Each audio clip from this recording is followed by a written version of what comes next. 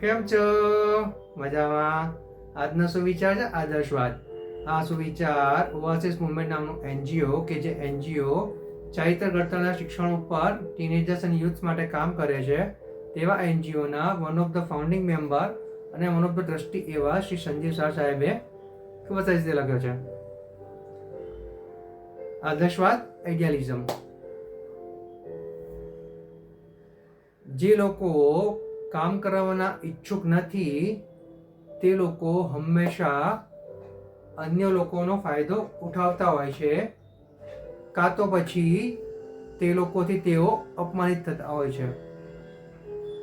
મારા વાલા મિત્રો, અહીંયા શ્રી સંજીવ શાહ સાહેબ જીવનની બહુ જ રહસ્યની વાત ખૂબ જ સરસ રીતે કહી રહ્યા છે. તેઓ કહી રહ્યા છે કે આપણને જે કામ સોંપવામાં આવે, આપણું જે કામ હોય તેને આપણું આદર્શ બનાવવું જોઈએ. આદર્શવાદથી તે કામ કરવું પડશે.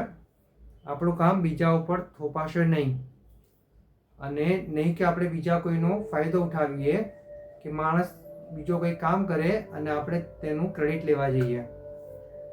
એટલે જ્યારે આપણું વિચાર, આપણું થિંકિંગ આઈડિયાલિઝમ તરફ જશે, આપણે એક આદર્શ વ્યક્તિ બનવાનો પ્રયાસ કરીશું, ત્યારે આપણે આ બધા જે શોર્ટકટ્સ છે, જે ટૂંકાણના રસ્તા છે કે જેમાં બીજા લોકોનો ફાયદો ઉઠાવવો, ટૂંકા રસ્તે કેવી રીતે આગળ વધવું, બીજા લોકોને કેવી રીતે પાછળ છોડવા, આ બધું આપણે નહીં કરીએ જો આપણે આદર્શનો જે ગુણ છે તે આપણામાં ઉતારીશું તો.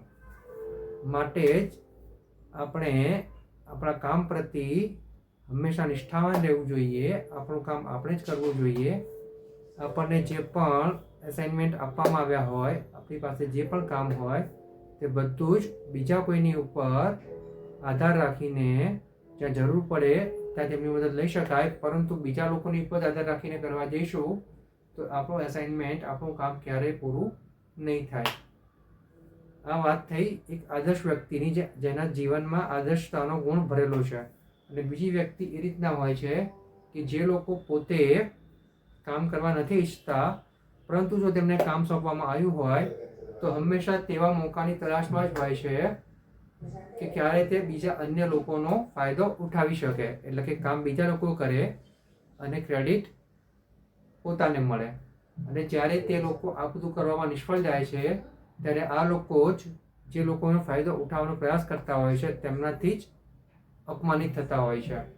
માટે જો આપણે અપમાનિત ના થવું હોય અને આપણું જીવન સરસ રીતે જીવવું હોય તો આજે આઈડિયાલિઝમનો, આદર્શતાનો જે ગુણ છે તે આપણા જીવનમાં ઉતારવો જોઈએ અને તે જ રીતે આપણે આગળ વધવું જોઈએ.